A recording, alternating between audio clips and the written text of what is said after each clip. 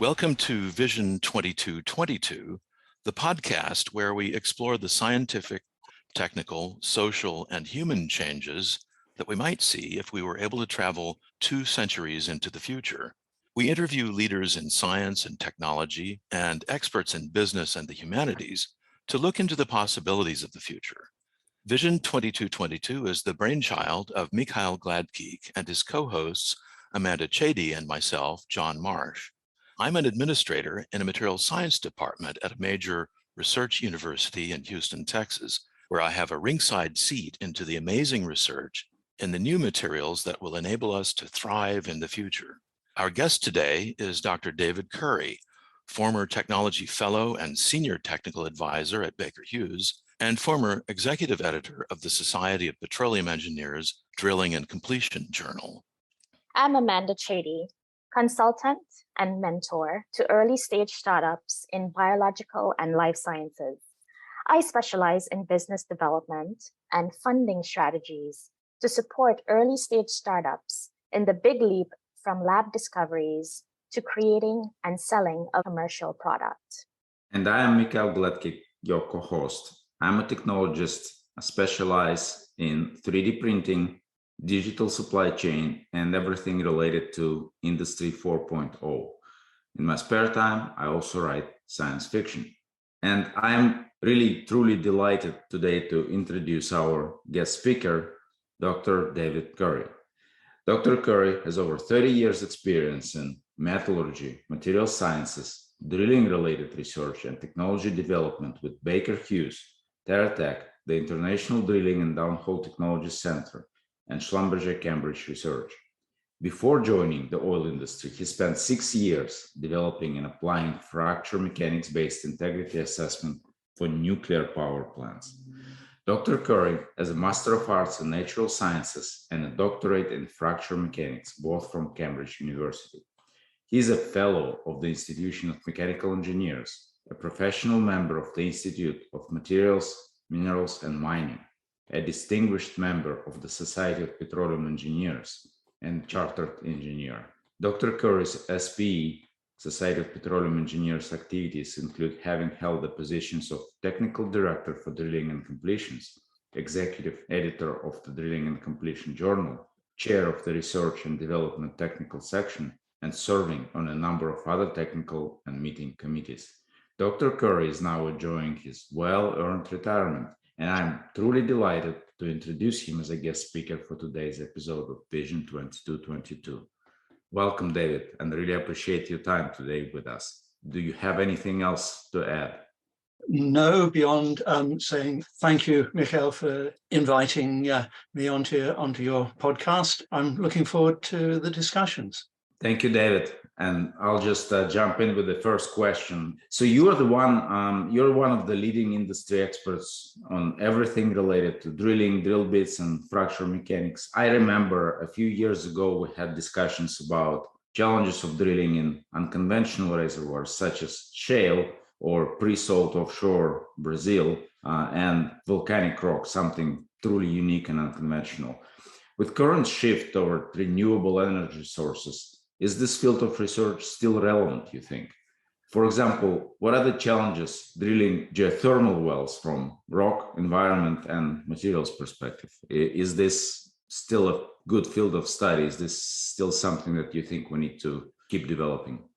Well, so is hydrocarbon well construction research still relevant? In my opinion, at least, yes, definitely. And so, first of all, from the perspective of hydrocarbon production, the world's seeing at society's cost, we've discovered we still need hydrocarbons. Despite what we might, and most vociferous of our environmental lobbyists have been proclaiming, we face a global energy supply crunch because we haven't been paying enough attention to hydrocarbon production. I mean, I'm going to quote here from Amin Nasser, who is the CEO of Saudi Aramco. So, and he said, and I'm going to read it, he said this recently at an industry conference: when you shame oil and gas investors, dismantle oil and coal-fired power plants, fail to diversify energy supplies, especially gas, oppose LNG receiving terminals and reject nuclear power, your transition plan had better be right. Sadly, as we've discovered, our transition plan wasn't very good, and billions around the world are going to suffer as a result of shortage of energy supplies, driving up the cost of energy, potentially pushing the world into a global recession. So yes, I think we have to make more, we have to be producing more hydrocarbon. That means making more wells, making them soon. But at the same time, I think we've got to do that in a way that is both cheaper financially and crucially has less impact on the environment than well construction might have done in the past. And we need to be doing that in parallel with reducing our energy demand and increasing our capacity to generate electricity with low or zero carbon content. I think it's just going to be too dangerous for society not for us to be re-establishing our hydrocarbon production rates in parallel with the transition to lower energy and lower carbon energy. So having said that, there's a challenge for the hydrocarbon exploration and production industry. In addition to producing more energy to meet more hydrocarbon to meet the shortfall in the current demand for hydrocarbon, we've invested enormous and vast amounts of money in making wells. Many of those, there are millions of wells now around the world that are no longer productive. And the wells that we make in the near future, many of those we're going to find society will not want the hydrocarbon that they could produce over their entire potential lifetime. So the challenge is we've got those wells. What can we do with them? Can we repurpose them in ways that help us store energy or produce energy, or for that matter, produce other commodities that are useful and potentially valuable? So one of the ways in which we might be repurposing wells that's been looked at is to produce geothermal energy from wells that have had produced hydrocarbon in the past but are now depleted. So stepping into the second part of your question then, what are the challenges around drilling geothermal wells? So there are two different classes, broadly speaking, of geothermal energy production. First of all, so-called hydrothermal, where you're producing hot liquid, and that's liquid that's underground, saturating pore space underground, and we produce that to the surface and exploit the heat, the energy in the hot liquid. For that, you need rocks that have porosity and permeability and are hot enough, often useful for local heating, but typically the energy content is not high enough, the temperatures aren't high enough to make it really viable for large-scale electricity production. So the other side of things, the so-called petrothermal, where you're extracting the thermal energy from the rock itself. There, the challenge is the thermal conductivity of the rock. Typically, that's not very high, although if you live in Aberdeen, in one of the granite houses there, you'll know that the thermal conductivity of granite isn't too low. The houses are very cold in the winter.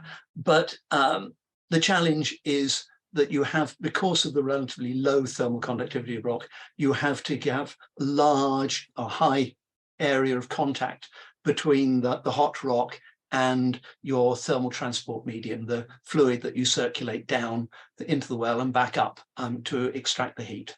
So you need a high temperature to get high-grade energy recovery out of your geothermal well. And typically that means the wells have to be quite deep, and that leads to the first of the major challenges around making geothermal wells. The rock is typically hard, and that means it's often quite slow drilling. Another one of the major challenges associated with geothermal is the inherent one. You're drilling there because you want to access high temperatures, and those high temperatures are challenging for conventional drilling equipment, and particularly anything that relies upon an elastomeric seal. Well, elastomers don't like temperatures 250 C plus. The electronics similarly are challenged by those sorts of temperatures. The drilling fluids themselves that you use to lift the debris, the cuttings from the bottom of the well. Those start to get quite difficult at 250 C or higher, and any lubricants that you might want to use are also challenged. So none of those are insurmountable technical challenges, but there's another element there, which is that essentially geothermal wells do not produce power, if you like, in the same density the same flux that you can achieve with a hydrocarbon well. So this means that well cost becomes important until maybe 100 years down, 50, 100 years from now, energy cost itself is so high that we tolerate the higher cost of producing it from geothermal resources. So one of the drivers of well cost is the rate of penetration, how fast you can destroy the rock and make the hole deeper. So a big focus of research for geothermal well construction is around drilling hard rock faster than we've been able to historically. And that's meaning people are looking again at novel drilling techniques. Are there ways of destroying the rock, removing the rock, that don't rely upon mechanical interaction between a drill bit or rotational interaction between a drill bit and the rock that you're drilling? The reality, though, is that a combination of latest synthetic diamond equipped rotary drill bits, good design of the drilling system, appropriate operating practices mean you can get penetration rates that start to make in hard rocks like granite, that is, that start to make hot, dry rock geothermal look more attractive. And one of the great appeals around geothermal is that it can be essentially a baseload supply of energy. You're not dependent upon daylight, you're not dependent on the wind blowing. It's there 24 hours a day, every day.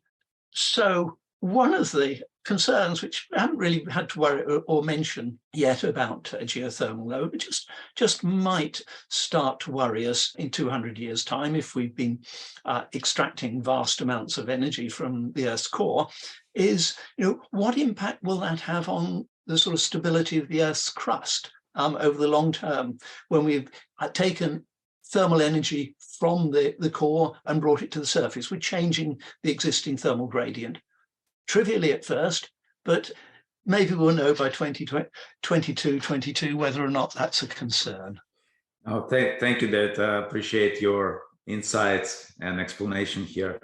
For geothermal wells, we also need to build an infrastructure on the well, correct? You still need to produce, let's say, hot liquid and then rotate a turbine on the surface and generate energy that way. Are we ready for that? Do we have technologies? Does that exist? So this is an area about which I know very little, so I'm very dangerous. But my understanding is that's not a major worry. We know pretty much how we can do that. We're more concerned, or the geothermal industry right now is more concerned about how we make the wells economically and how we ensure that they produce enough high-grade energy to make the investment in the well worthwhile. No, understood. Thank you. Now let's shift our attention away from Earth and into the deep space. About a year ago, Perseverance rover drilled into Mars, acquiring a sample, but eventually did not deliver it. What do you think are the challenges of drilling on Moon, Mars, or asteroids? Do you think outer space mining is possible? Oh, wonderful questions. So one of the challenges in the locations you've mentioned, at least, is gravity. Even on Mars, the largest of the sort of celestial bodies you've mentioned, gravity is less than 40% of what it is on Earth. So in order to drill rock mechanically, we have to be able to force the drill bit against the rock, apply what we term weight on bit. And when gravity is low, it becomes more difficult to apply that weight. Obviously, a much greater concern on the Moon than it is on Mars. But even so, one of the design challenges for the Mars drilling equipment was how do we apply that weight on bit without lifting our drilling equipment off the surface rather than put. So gravity is one of the challenges. Another one for the bodies you've mentioned, atmosphere. On Mars, the atmosphere is mostly carbon dioxide, and there's very little of it. Atmospheric pressure is less than 1/200, it's around 1/200th of what it is on the Earth's surface. So, I mean, that means, for instance, we can't drill with air as the medium that we might use to remove cuttings from the well. In fact, removing cuttings from whatever we drill is one of the major challenges. It's something we do in conventional wells by pumping usually liquids, but fluids in large quantities and at high rates round the well to lift the cuttings out. We're not going to have access to large volumes of fluid. So we maybe have to look at other ways of lifting the cuttings, potentially doing so mechanically, either with an auger type arrangement, which has been investigated, I think was used on Mars, or some form of retrievable catch basket that you lower into the well, close around the cuttings and pull it out, which actually is what we did, our industry did, before we developed rotary drilling on some of the old cable tool rigs that would operate, clear the hole in that way. The weight of the drilling equipment itself. Mars is an awful long way to go. It's very, very costly indeed to ship anything there. So the rig itself has to be lightweight, and that's going to constrain what we do. Power availability is likely to be very limited, certainly for the exploratory activities, where you're probably dependent on solar. You don't have an atmosphere, fuel is burning becomes quite tricky. So the energetic efficiency of the rock destruction process becomes very, very important. And control. Again, if we're in exploration mode, the round trip time for a radio signal between Earth and Mars varies between 10 and 40 minutes, depending on where the planets are in their orbits. So, I mean, that makes remote control of anything you want to do very, very difficult. So your drilling equipment has to be autonomous if you're looking at an unmanned expedition. So I guess a number of those challenges go away. And I guess two other ones I need to mention. One which probably dominates all the others is that of what NASA terms planetary protection. We have to avoid any contamination of any celestial body we visit. I mean, it's a sort of moral imperative, if you like. And anything we send has to be completely sterile. Right now, that's achieved by baking what we send there, 110 degrees C typically. So all of our equipment, the equipment we use, has to tolerate that sterilization process. And another challenge associated with working on Mars is that there's very fine rock dust everywhere blowing around, or you're likely to be disturbed. You find you get that dust gets in everything you send there. So you have to seal every joint between the different components you need to seal to keep out the rock dust.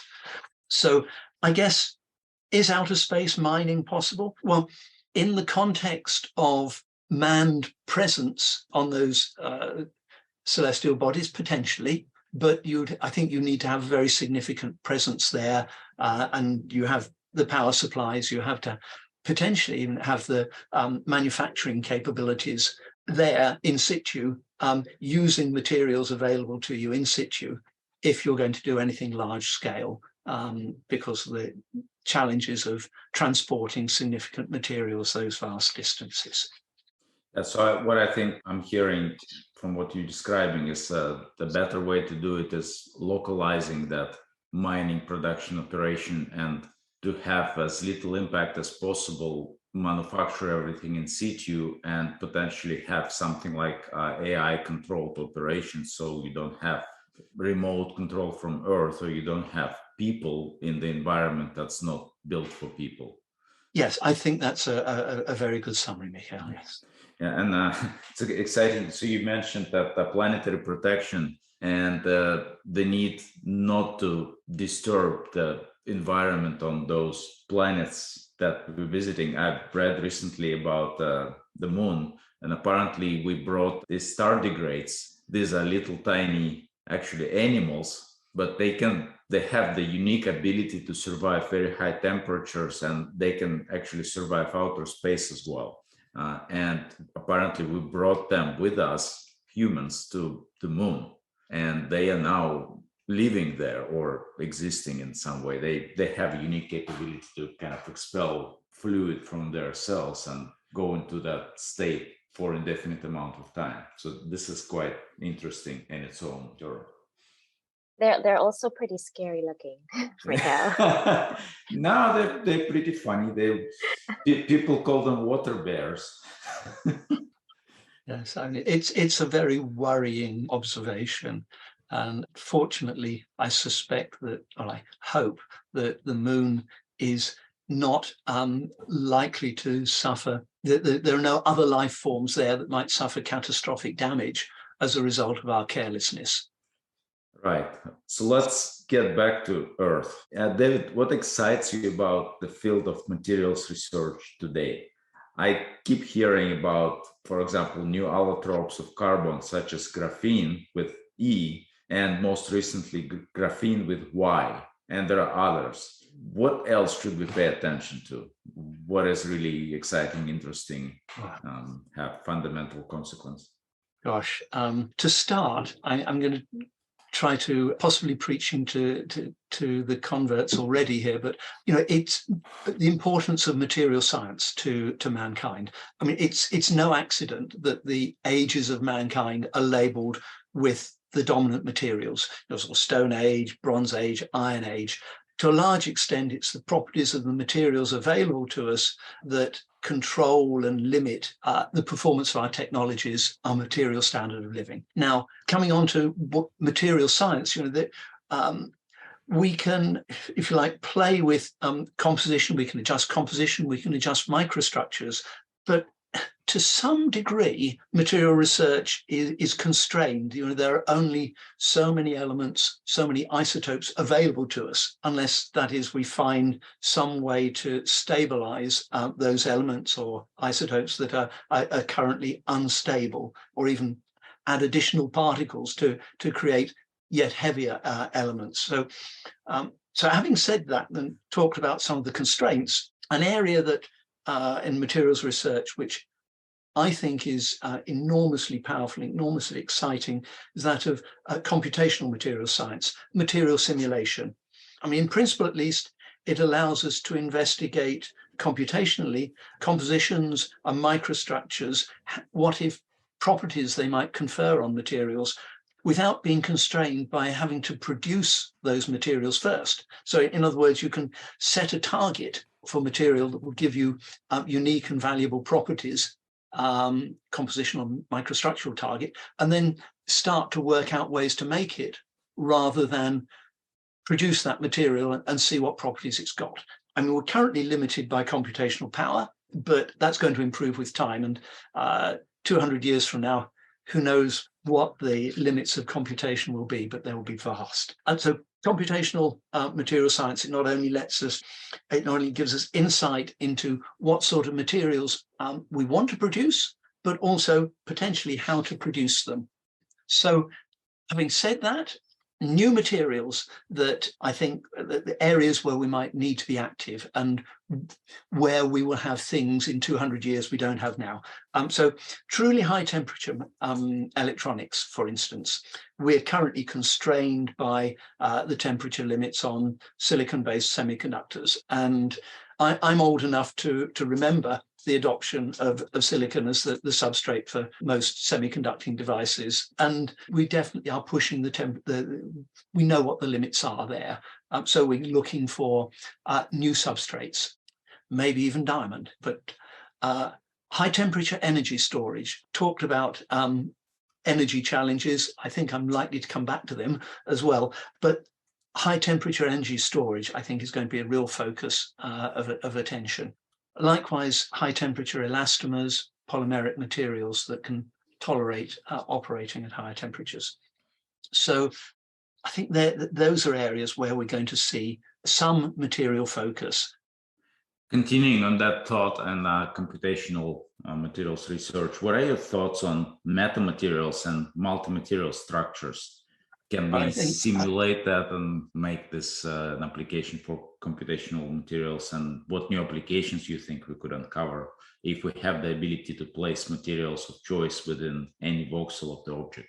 what are the applications there? I don't know. But I mean, these metamaterials, multi-material structures have to be fascinating opportunities. I mean, essentially, you've added a degree of freedom into the sort of microstructural processes, or at least at one degree of freedom, maybe more, that we currently use to modify material properties.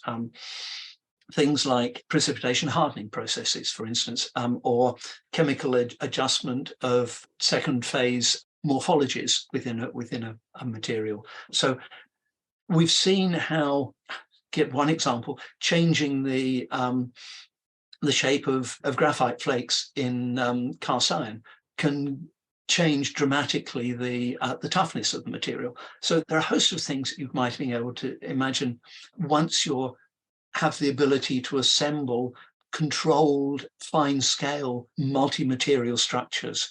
I think whether it be in terms of physical properties, mechanical properties, even optical properties, you can certainly imagine distorting significantly the transmission or the propagation of waves through a material once you're able to modify the structure significantly, on a scale that is comparable to the wavelength of the wave, the radiation that you're passing through the structure. So you can distortions of light, distortions of electric waves, thermal waves, potentially, or acoustic waves. Tremendous opportunities there. So maybe that's the way to make invisibility clothing. People talking about that. There's a lot of applications that people are developing right now. So, I mean, I think one of the things that's exciting about these new classes of materials is they're pointing up the opportunities that we can find, if you like, at the interfaces between materials science and engineering. Understand the properties that we require, that would be required for each element in each location spot within that component, and then using that understanding to drive our choices of materials, compositions, microstructures, and how we arrange them. So, and of course, that then leads directly into the challenge of how we achieve those multi-material structures and how we do that in ways that don't compromise the properties we're trying to achieve, or even the dimensions of the object we're trying to assemble. Yeah, and that also raises the question I've been thinking about for some time. How do you even qualify these materials? Ultimately, we can do so much computationally, but we qualify by producing them and performing the tests. We measure the properties, and it may well be that we have to tolerate a higher level of inspection, a higher frequency, until such time as we've built confidence in the repeatability and consistency of our processes. Oh, this is truly fascinating. Thank you. Thank you, David. So David, I want to switch gears a little bit from the technical side and move more towards your journey and your professional life. You've had a stellar 30 plus years professional journey, and for sure the stories of your experiences and insights you gained will be helpful for our listeners. As we have heard in the intro, you've been through many different roles throughout your career in different companies and organizations, even ascending to the highest technical position at Baker Hughes, a technology fellow, and also becoming the executive editor of the Drilling and Completions Journal. What is your advice to our listeners who are just getting started on their professional journey? It could be on the technical side as well, or in general, just seeking a purpose. What do you think at this stage they should focus on, how they should view a career path in front of them, and what is important and what is not important have found from your experiences? I think, first of all, one of the things I should say is that, or that I've experienced at least, is that plenty of things happen that impact your professional life that you weren't anticipating, you didn't see coming, and were completely outside your control. And I'll try to illustrate that. In early 80s, so nearly 40 years ago, I'd been working for 6 years or so with the Central Electricity Generating Board in the United Kingdom. So that was the nationalised body responsible for generating electricity. I remember being horrified by the statistic that 90% of those who joined the CEGB as research officers, which is what I was, retired eventually as research officers. So there was a job for life, which has tremendous positives, but also some rather concerns about it. Anyway, I had the opportunity to leave the nationalised industry and go in to join the hire and fire environment of oil and gas, and particularly research environment opportunity there. And I certainly, worried about this long and hard. Should I do that? Could I take that risk? Well, I did, and with a few hiccups along the way, I was substantially employed for 30 plus years and had a very satisfying career in oil and gas related research. And about 2 years after I jumped out of the stable job for life nationalised industry, electricity generation in the UK was privatised. The research laboratory that I worked in was closed down. My group leader's job for the last 6 months of his employment was finding anyone under the age of 40 a job if he could. Anyone over the age of 50, they retired and basically turned off the lights and closed the doors. So, if I'd stayed in the stable environment, then in 2 years I'd have been without a job. Things happen. So that's something you have to prepare for. And I would say it helps to develop skills that others value. It's great fun to do things which really interest you, but it's worth, first in your current job, understanding what it is that your employer values, what they do to create value, and how they make money, if you like. And so understand what it is your employer values, particularly when you're working out what it is you should be doing, what it is you should deliver. And if you've got skills that others value, then you're likely to be able to find a job and find employment that uses your capabilities, whatever happens. What are the domains? So something I should have said at the outset, sort of advice that I gave my children. When it comes down to choosing a sort of domain in which you want to work, then don't necessarily choose the one that you find most interesting now, but rather choose what comes easiest to you. There's a reason it's easy.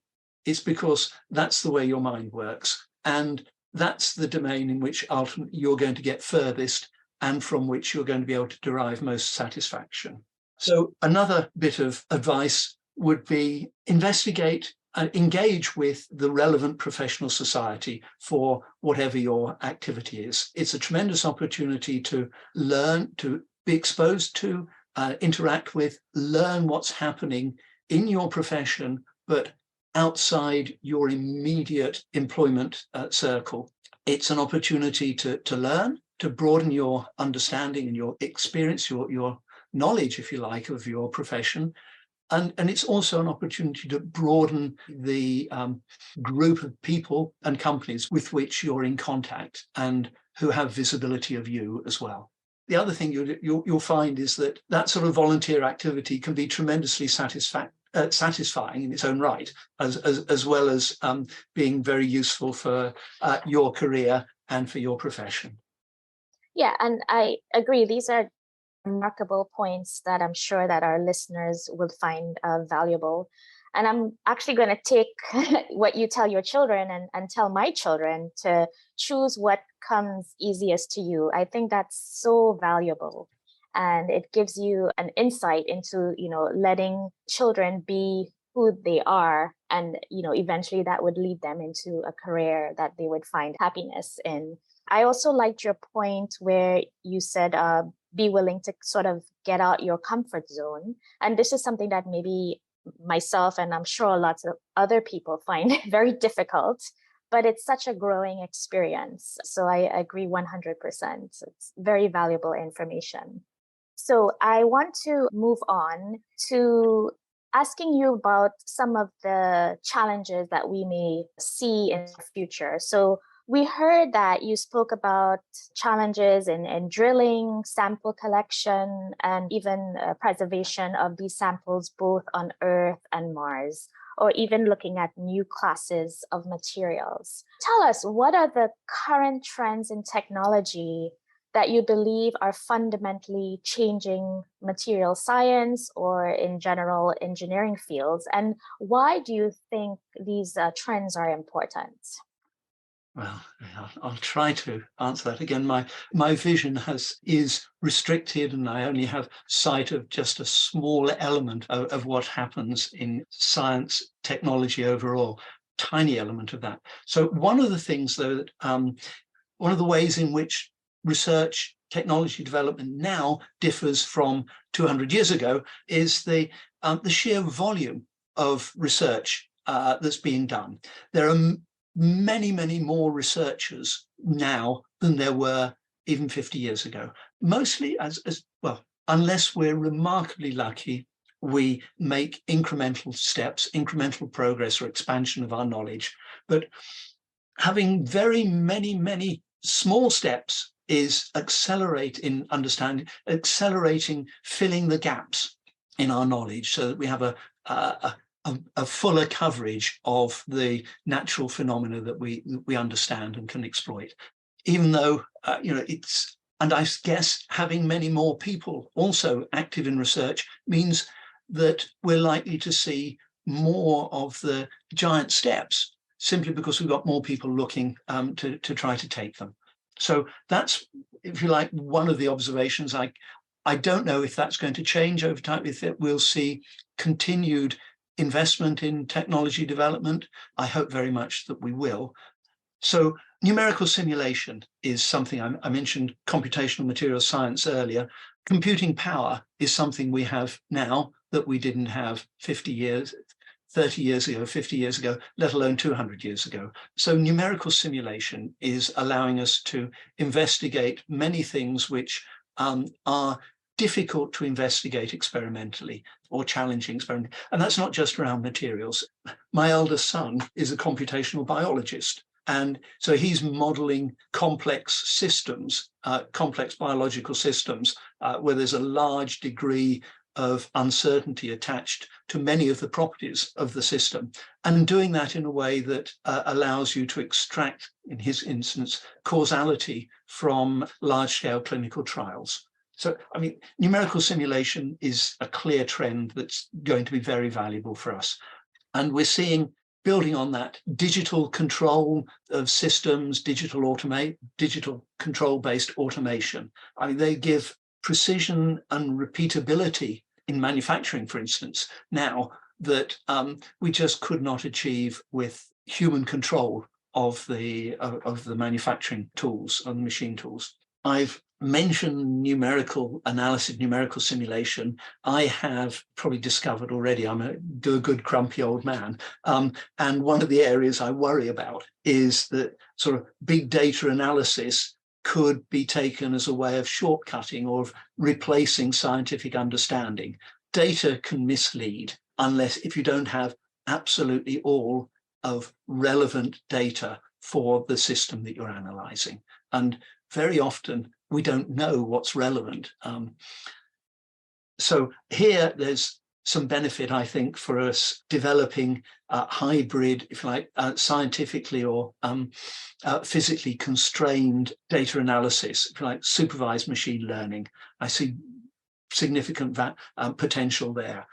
Further ahead, quantum computing is starting to emerge, and not that I fully understand how we exploit the uniqueness of atoms to compute, but we're starting to see how we might be able to, and that could fundamentally change our computational capabilities and hence our sort of scientific investigation.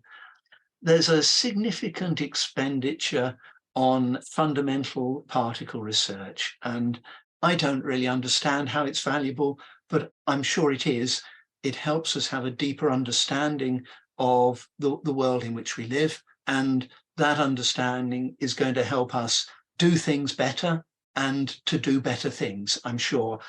So what breakthroughs, I mean, this was, I think, something you had asked as well. What can I anticipate us having 200 years from now? I'm not very good with looking ahead. I'm not very imaginative. I'm very boring in that regard. So I'm going to follow the advice given by Winston Churchill. The longer you can look back, the further forward you can see. So where were we in 1822, 200 years ago? Well, Newton's Principia was 135 years old. Much of Newton's enormous body of work and brilliant work at that was more than 100 years old.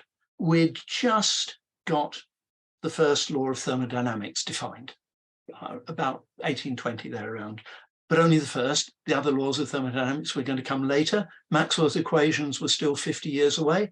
So too on the materials domain was the Bessemer converter. I mean, we really didn't have controllable steel, and we weren't going to have that for another 50 years. We'd been drilling oil and gas wells for centuries, possibly even 1,000 years plus, but they were shallow and they were drilled percussively. Rotary drilling that we still use now was 60 years away. So we've advanced enormously in 200 years in some fields, and in others not so much. I mentioned rotary drilling. That's still how we drill oil and gas wells or deep wells, more than 100 years on from its initial invention. So I think this is probably one of your fields, Amanda. I think social factors are going to dictate to a large extent what fields of research and development get most focus. You know, one of the things that's going to drive where we focus our attention, hence where we're likely to be 200 years from now, is the world's population. Looking back those 200 years, the population was around 1.2 billion in 1822. I mean, I can remember being at elementary school when the announcement was made on the news that the world's population had reached 3 billion. So best estimates are it's around 7.8 billion now. So a six-fold increase in 200 years. Will we have been able to reverse that rate of increase in the Earth's population? If not, it's going to be a very crowded planet. I hope very much we have. I think that's going to be dominated by social factors, how effectively we raise standards of living particularly in developing third world countries, and how effectively we educate all members of society. So I think there's inevitably going to be, in the near term, great focus on energy resources and on climate change. Public opinion is going to drive us to decarbonize. I mean, I have to say I'm slightly worried about just how much public opinion is actually based on fact and how much is based on prejudice or fashion. You know, it's awfully tempting to see the world the way we want it to be rather than the way it really is. And I think the fierce and, to me, completely illogical public resistance to hydraulic fracturing is just one example. We're desperate to have more natural gas available to us, at least in the short term. Hydraulic fracturing of shales could release significant amounts of natural gas really quite readily. But people oppose hydraulic fracturing for reasons that seem unconnected with the experience that we've built in other parts of the world. So we'll be looking, what can we do to reduce carbon dioxide emissions, potentially to reduce atmospheric carbon dioxide and maybe atmospheric methane as well. I've been disappointed to see the resistance to the widespread utilization of carbon capture and underground storage. It's many, including the International Panel on Climate Change, don't really see it as part of the solution to rising carbon dioxide emissions. It's hard to see why, unless it's purely because CCUS would facilitate continued use of fossil fuels and there's a resistance to further use of fossil fuel. So, I mean, I think direct atmospheric capture of carbon dioxide is being investigated. I think there's going to be a big push there to continue what we do. So looking forward, 200 years, where will we be? I think we're still likely to be 10 or 20 years away from controlled large-scale fusion power generation. My instincts tell me we're not going to be able to control it. I think geothermal and solar energy sources will be the dominant power supply. We'll have large-scale energy stores, which will have to have large-scale energy stores, both sort of daily scale and monthly scale, to allow solar and wind power to provide a significant proportion of Earth's power consumption. I suspect we'll be starting to worry about how we reverse the slowing that we've just recently noticed in the Earth's rotation that's linked to widespread use of wind power. I think that, David, you have provided such a comprehensive vision of our future.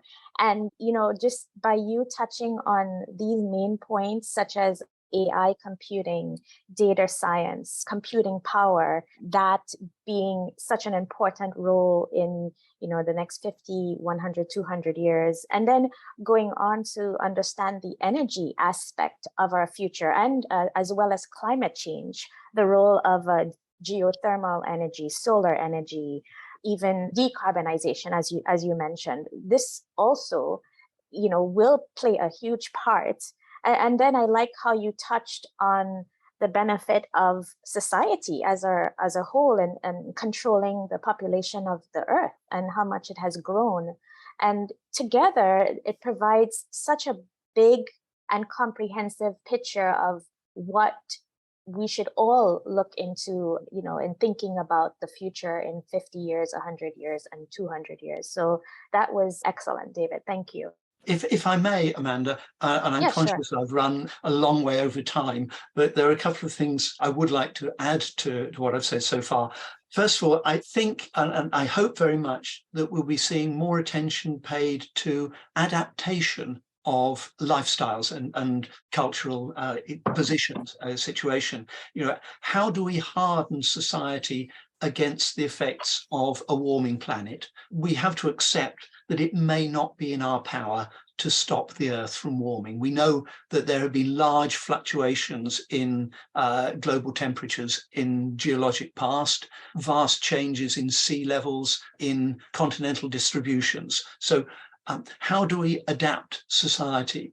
How do we ensure that society can adapt to those changes which might happen? Yes, because obviously it depends on our survival. Yes, so you're right. And the climate crisis is so important to address. So yeah, especially with the rising sea level or the melting of the polar ice caps. Right. This sort of conversation is very eye-opening.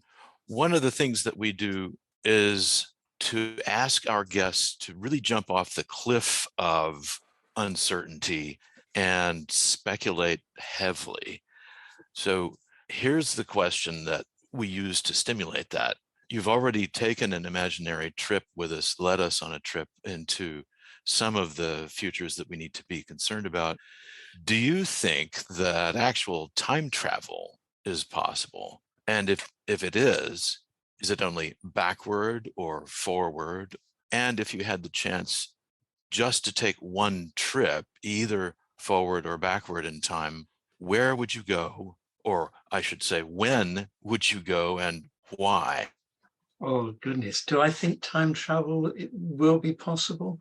I can't imagine that it would, but I think it remains a wonderful exercise to think about the what ifs of time travel.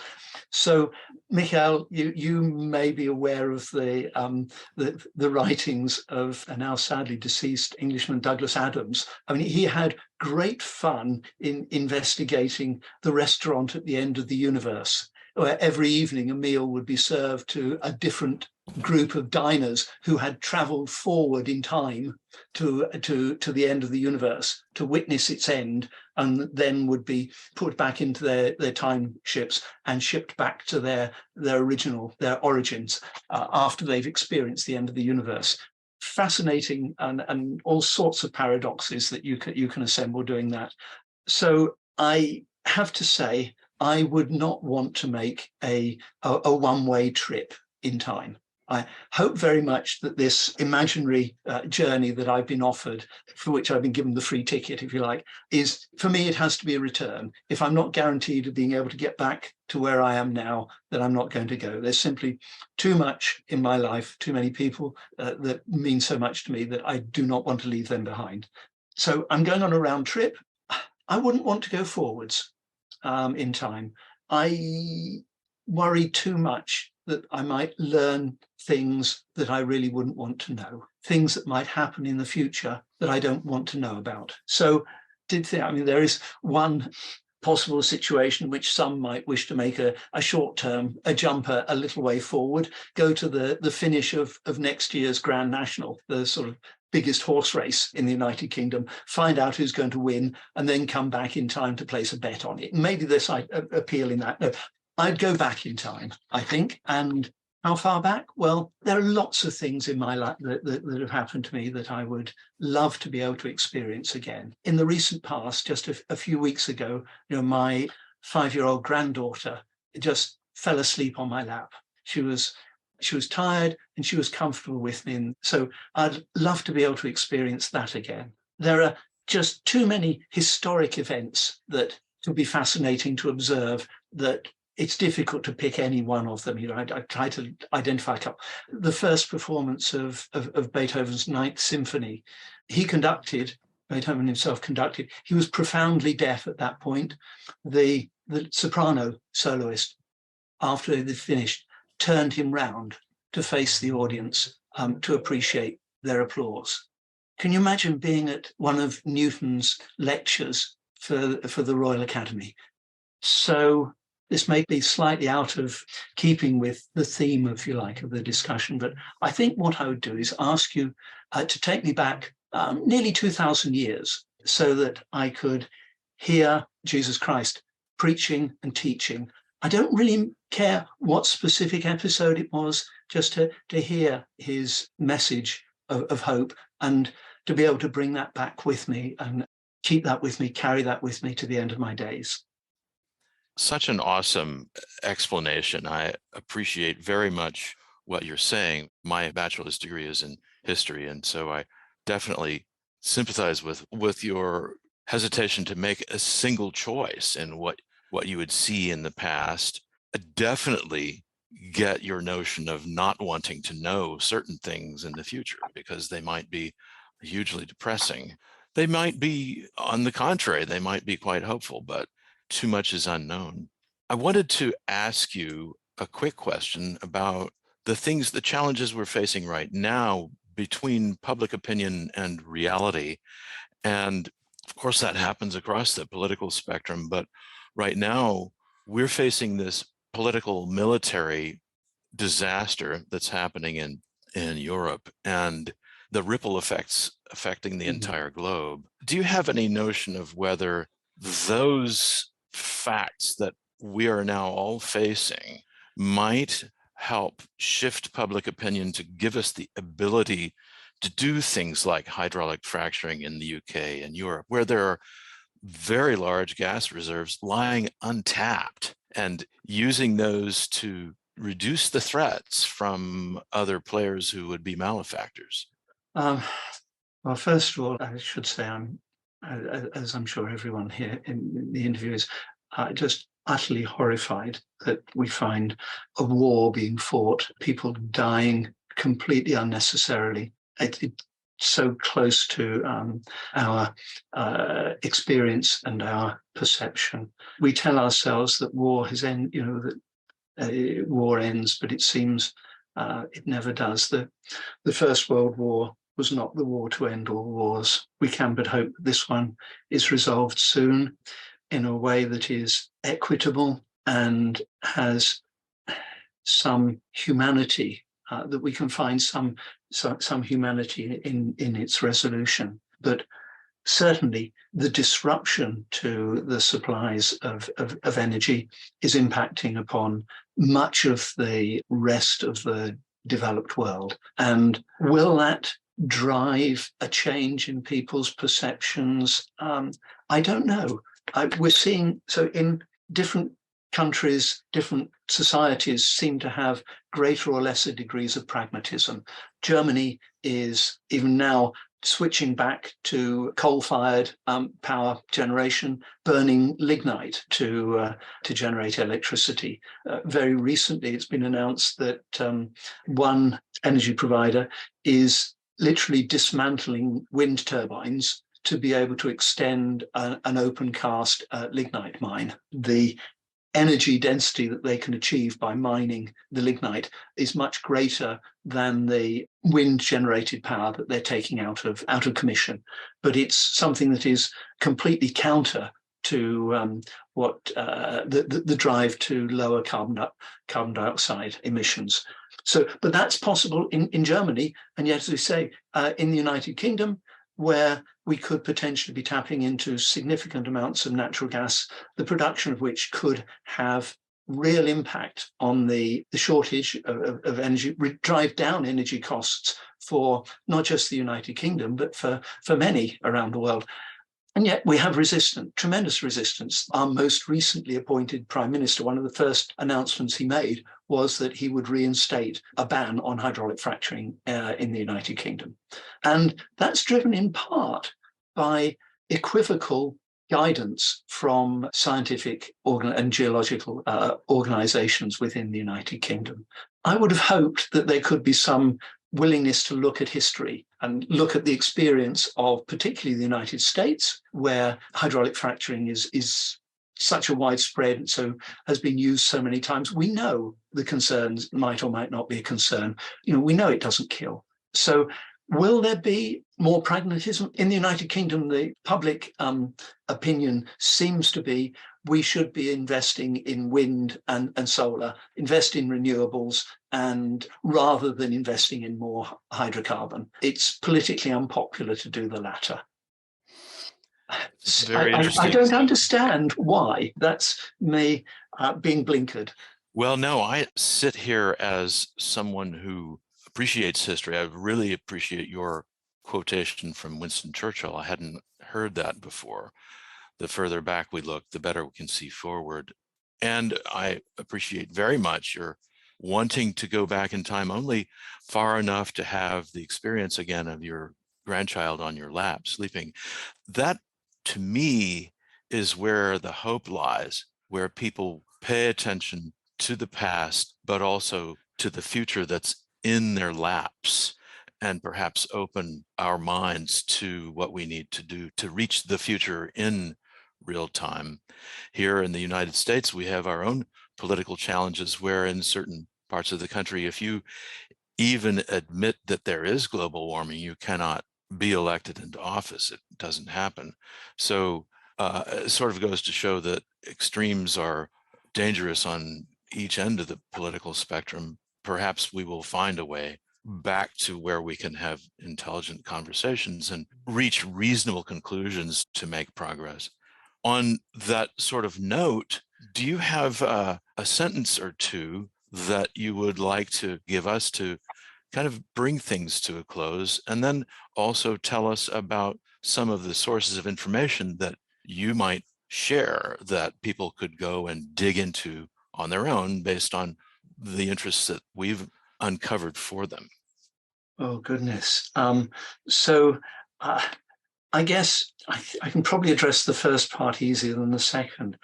Having lived what essentially my full professional life has been in research and technology development, scientists don't achieve enlightenment, but we do gain a bit through our research. We gain a bit more understanding about little areas of the world in which we live. And we are encouraged to share what understanding we develop with others so that they can build on that. And through that increase in understanding of our physical world, it's through that understanding that society is able to do things that broadly improve people's lives. To summarize, the life scientific isn't a bad way to spend your time. Where would I go? What do I do to find information? I don't see I think Amanda had asked earlier about careers. And I think one of the trends we're seeing is that a career is not quite necessarily as clear path, unique direction, clearly mapped out movement, but more a series almost of random steps now. So along the way, the sources that I have used for information have changed. As a research student studying for my PhD, the library was a great source of information. And I was very fortunate in Cambridge. The university library there was one of the patent libraries. Basically, there was a copy of every work that had been published in the United Kingdom would be in the store there somewhere. So, I mean, you could, if you worked, you could you could find just about any piece of information that had been reduced to print. Now, of course, we don't have to go into a library to do that. We have access online to enormous stores of information, which is both a great blessing and also a great concern that an awful lot that is available to us and that we can find when we look online has no rigorous basis. It may be misleading. It may be downright wrong. Picking up on one of your points, John, I think it's an awfully human temptation to see things the way we want them to be. It's very difficult to acknowledge that things exist or perform, people behave because of ways, motives, whatever, properties that actually that don't match up to our prejudice. So how do we open our minds and accept things the way they are rather than try to force things to fit into the way we want them to be? Thank you very much. That's a challenge for all of us. I know it's a challenge for me. I appreciate your mentioning it. Just want to say thank you again, David. This was a very dense, very deep, very educational and insightful conversation. So I appreciate you sharing your wisdom with us. Thank you, David, for being on this podcast and for sharing all the information over such a wide range of topic areas. We appreciate you being here. So thank you, all of you, Amanda, John, Mikhail, for approaching me and asking me, inviting me to join you on this podcast. It's been a challenge to consider what the questions might be, how the discussions might go. I hope very much that I haven't misled. I hope very much I haven't got anything too badly wrong. I know I will have done. I hope I won't have misled. And again, thank you very much for what's been a challenging but very enjoyable experience. Thanks. Thank you for listening to this episode of Vision 2222. And if you enjoyed what you heard, please subscribe, like, and share with your friends. Please also comment, and we'll do our best to respond.